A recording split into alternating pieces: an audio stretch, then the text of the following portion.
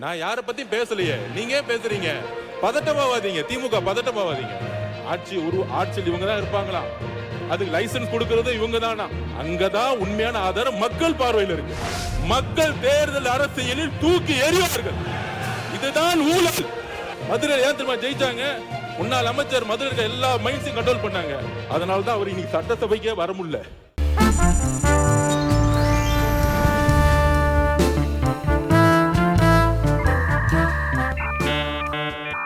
அன்புமிகு பேரவைத் தலைவர் அவர்களே,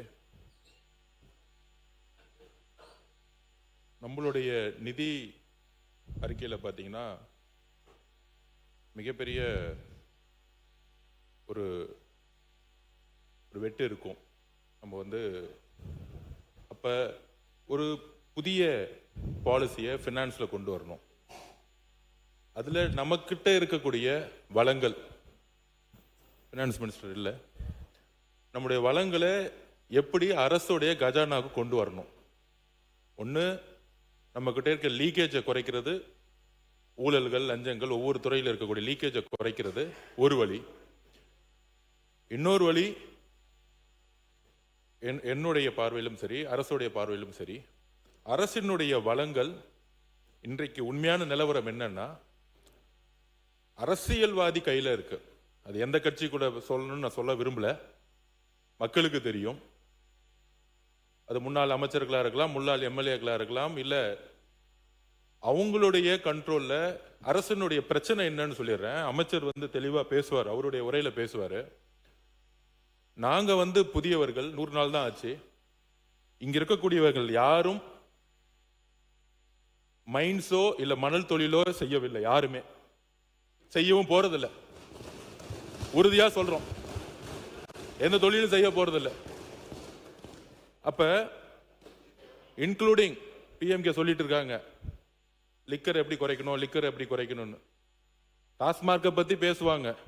ஆனா அந்த டாஸ்மார்க் பின்னாடி நடத்திருக்கூட நிறுவனங்களுடைய உரிமையாளர் யாரு, பினாமி நிறுவனம் யாருன்னு நீங்க பேசணும். அரசுடைய பிரச்சனைகள் என்னன்னு தெரிஞ்சுக்கணும். அப்புறம் பேசுங்க. அந்த நிறுவனத்துடைய உரிமையாளர் யாரு, அவர் எந்த கட்சியில் இருக்கிறாங்க, அந்த எந்த கட்சி பாராளுமன்ற உறுப்பினராக இருக்காங்க, எல்லாருமே பேசணும்.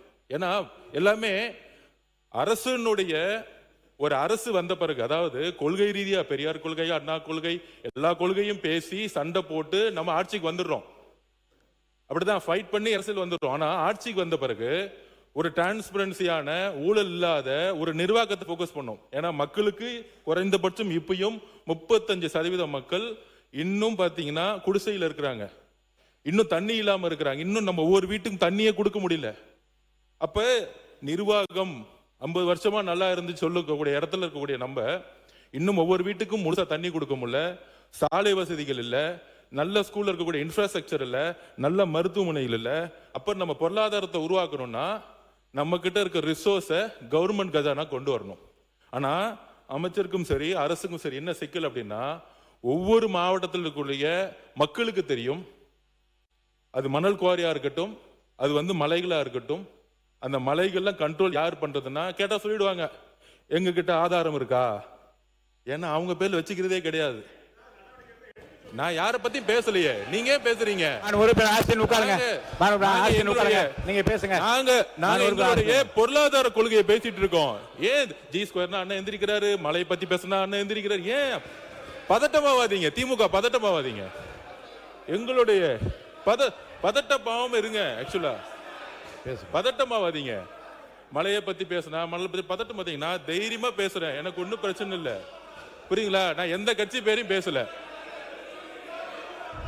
எந்த கட்சியை பத்தி நான் பேசல, எந்த கட்சி பேரையும் பத்தி பேசல, எந்த கட்சி பேரையும் பேசல. பொருளாதார கொள்கை தமிழக வெற்றி கழகத்துடைய புதிய ஆட்சி, எங்களுடைய முதல்வர் என்ன செய்ய விரும்புகிறாருங்கிறத நான் பதிவு பண்றேன். அதனாலதான் எந்த கட்சி பேரும் சொல்ல. எனக்கு சட்டசபையோட ஸ்பீச் எப்படி பேசணும்னு ஸ்பீக்கர் அவருக்கு கத்து கொடுத்திருக்கிறாரு. அதனால அதுக்கேத்த மாதிரியே நம்மளும் பேசுவோம். அமைச்சர் அவர்கள் நம்மளும் அந்த வாழைப்பழத்துல ஊசி இறக்குறாங்களா, அதுவே நம்மளும் பேச கத்துக்குவோம். ஓகேவா? அப்ப இந்த பொருளாதார கொள்கை எப்படி இருக்குன்னா, அரசுடைய அதிகாரத்தை அதாவது தேர்தல் வெற்றி பெற்று வந்த பிறகு நிறைய பேர் சொல்லுவாங்க என் பேர்ல ஒண்ணுமே இல்லை, ஆனா அவங்களுடைய குடும்பத்தில் இருக்கவங்க பேர்ல மெடிக்கல் காலேஜ் இருக்கும், இன்ஜினியரிங் காலேஜ் இருக்கும். இது எல்லாம் எங்கிருந்து வந்துச்சுன்னா இந்த மாதிரி மலைகளையும் இந்த மாதிரி மைன்ஸ்லையும் பினாமிகளை போட்டு அதுல இருந்து சட்டம் சொல்லுது 10 அடி எடுக்கணும்னா 50 அடி கல் எடுக்கிறது, 50 அடி இடத்துல 200 அடி கல் எடுக்குது. என்னென்ன ஃபைன் போட்டுக்கோங்க. கூடு சீக்கிரத்துல முதலமைச்சர் பண்ணுவார், எல்லாத்துக்கும் ஃபைனும் போடுவாரு, கைதும் பண்ணுவாரு, எல்லாமே நடவடிக்கை இருக்கும். ஆனால் நாங்க என்ன சொல்ல வரோம்னா, முதல்ல இந்த அரசியல் ரீதியாக வெற்றி பெற்ற பிறகு முன்னாள் அமைச்சர்களுடைய பினாமியா இருக்கக்கூடிய இந்த மலைகள்லாம் இருக்கு பாருங்களா, மக்களுடைய சொத்துக்களா மாற்றப்படும். அதான் அமைச்சர் முயற்சி செஞ்சுட்டு இருக்காரு. அப்படி பண்ணும் பொழுது சீல் வைக்கும் போது என்ன ஆயிடுதுன்னா, செயற்கையா ஜல்லியையும் மற்ற ரா மெட்டீரியலையும் அவங்க முடக்கிறாங்க. ஏன்னா யார் கண்ட்ரோல் இருக்கு? இந்த மலைகளும் இந்த ஜல்லியும் இந்த மணலும் யார் கண்ட்ரோல்னா, இன்னைக்கு பழைய முறையில் யாரெல்லாம் இருந்தாங்களோ அவங்க கண்ட்ரோல் இருக்கு. இவர் சீல் வைக்க போனா உடனே சல்லி கிடைக்காம பார்க்க, அப்ப ரேட் ஏறுது. உடனே இங்கிருந்தே நிறைய பேர் மெம்பர் சொல்றாங்க, நீங்க சீல் வைக்கிறதுனால ஜல்லி ஏறுது, மணல் விலை ஏறுது, கல்லு விலை ஏறுது. அதாவது ஆட்சியில் இவங்க தான் இருப்பாங்களாம், அதுக்கு லைசன்ஸ் கொடுக்கறது இவங்க தானா, மைன்ஸோட லைசன்ஸ் கொடுக்கறது இவங்க தானா, அவங்க குடும்ப உறுப்பினர்களும் தொழில் பண்ணுவாங்களாம். ஆனா ஆதாரம் இருந்தா சொல்லுங்க. மாண்புமிகு அமைச்சர்களே, முதல் இந்த பினாமியை பிடிச்சி உள்ள தூக்கி போடுங்க. அங்க அடிச்சா யாரு குரல் கொடுக்கறாங்களோ, அங்க அடிச்சா யார் எந்திரிச்சு பேசுறாங்களோ அங்கதான் ஆதாரம் இருக்கு. மக்கள் மன்றத்து முன்பு நாங்க ஆதாரம் கொடுத்துட்டா போதும், யாரையும் ஜெயில தள்ள வேணாம். எந்த தேர்தலையும் யாரெல்லாம் பினாமி நிறுவனங்களை உருவாக்கி மைண்ட்ஸை கண்ட்ரோல் பண்ண எந்த தேர்தலையும் அவங்க ஜெயிக்கவே முடியாது. எழுதி வச்சுக்கோங்க. முன்னாள் அமைச்சர் அப்படிதான் மதுரையில் ஒருத்தர் மைண்ட்ஸை கண்ட்ரோல் பண்ணாரு, டெபாசிட் வாங்கல, மதுரையில் ஜெயிச்சுட்டு வந்திருக்காரு. மதுரையில் ஏன் தெரியுமா ஜெயிச்சாங்க? முன்னாள் அமைச்சர் மதுரை இருக்க எல்லா மைண்ட்ஸையும் கண்ட்ரோல் பண்ணாங்க. அதனால தான் அவர் இன்னைக்கு சட்டசபைக்கே வர முடியல. இதுதான் மக்களுடைய தீர்ப்பு. எப்பொழுது மக்களுடைய சொத்தை தன்னுடைய பினாமி நிறுவனங்கள் மூலம், தன்னுடைய குடும்ப நிறுவனங்கள் மூலம் கைப்பற்றாங்களோ, மக்கள் தேர்தல் அரசியல தூக்கி எறிவாங்க. எழுதி வச்சுக்கோங்க. இதுதான் புதிய அரசியல். நாங்க ஒரு மைண்ட்ஸை தொட மாட்டோம், நாங்க மணலை தொட மாட்டோம்.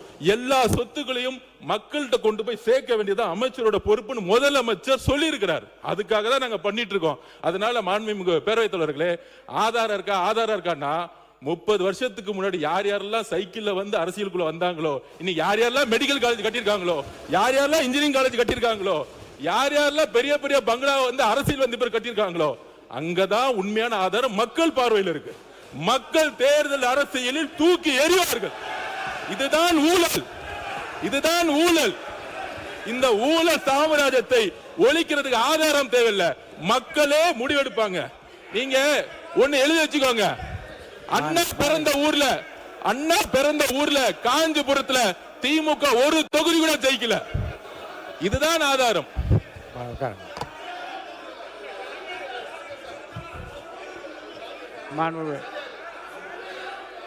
மாண்புமிகு அம்பேத்குமார் நீங்க பேசுங்க. மாண்புமிகு அம்பேத்குமார் நீங்க பேசும்போது பேசிருங்க. உட்காருங்க. மாண்புமிகு அம்பேத்குமார் அவர்கள். மாண்புமிகு அம்பேத்குமார் நீங்க பேசுங்க. மாண்புமிகு அம்பேத்குமார் பேசுங்க. நீங்க பேசுங்க.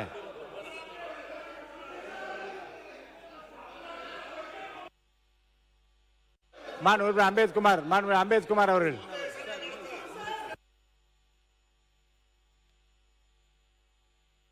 மாண்புமிகு அம்பேத்குமார் பேசுறீங்க வேண்டாமா? அவர் பேசட்டும். மாண்புமிகு அம்பேத்குமார் பேசுங்க. அவர் பேசட்டுங்க. உங்க சார்பாக அவரை பேச சொல்லுங்க. என்னன்னு மாண்புமிகு அம்பேத்குமார் பேசுங்க. அடுத்தவரை கூப்பிட்டுருவேன். பேசுங்க. அம்பேத்குமார் நீங்க பேச ஆரம்பிக்கலன்னா அடுத்தவரை கூப்பிட்டுருவேன். பேச அனுமதி இல்லை. நீங்க பேசுங்க.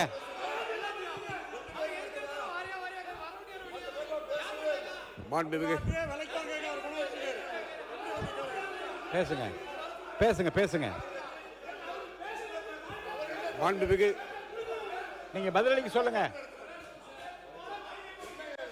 அவை முன்னவர். மாண்புமிகு பேரவைத் தலைவர் அவர்களே, அவர் யாருடைய பெயரும் அவர் குறிப்பிடவில்லை. ஆகவே யாருடைய பெயரும் குறிப்பிடாத நேரத்தில் திராவிட முன்னேற்ற கழகத்தை சார்ந்தவர்கள் எழுந்து நின்று கோஷமிடுவது சரியாக இருக்குமா என்பதுதான். மாண்பு உறுப்பினர் அம்பேத்குமார் பேசுங்க. பா நீரு உட்காருங்க உட்காருங்க உட்காருங்க. மாண்பு உட்காருங்க. மாண்பு உறுப்பினர் உட்காருங்க. தம்பி உட்காருங்க. நான் பேச உட்காருங்க உட்காருங்க உட்காருங்க உட்காருங்க உட்காருங்க உட்காருங்க. மாண்பு உறுப்பினர் உட்காருங்க. நான் பேசுறேன். உட்காருங்க. இடத்துல உட்காருங்க.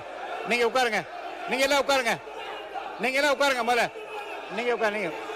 நீங்க எல்லாம் உட்காருங்க. நீங்க எல்லாம் உட்காருங்க. நான் பேசுறேன். உட்காருங்க. நீ உட்காருங்க. நீங்க எல்லாம் உட்காருங்க. உட்காருங்க. நீங்க எல்லாம் உட்காருங்க. நீங்க உட்காரு. நீங்க உட்காருங்க. உட்காருங்க உட்காருங்க உட்காருங்க உட்காருங்க. நீங்க உட்காருங்க. முதல்ல உட்காருங்க. யாரா ஒருத்தர் உட்காருங்க.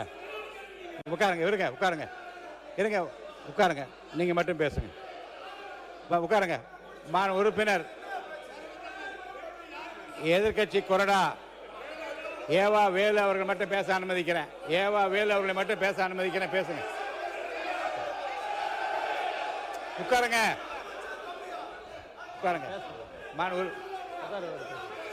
ஒருத்தர் உட்காருங்க. உட்காருங்க. மாண்பு உறுப்பினர் நீங்க மட்டும் உட்காருங்க. நீங்களா உட்காருங்க. நீங்க இங்க உட்கார சொல்லுங்க. மாண்பு உறுப்பினர் எல்லாம் உட்காருங்க. உட்காருங்க. மாண்பு உறுப்பினர் ஏவா வேலு நீங்க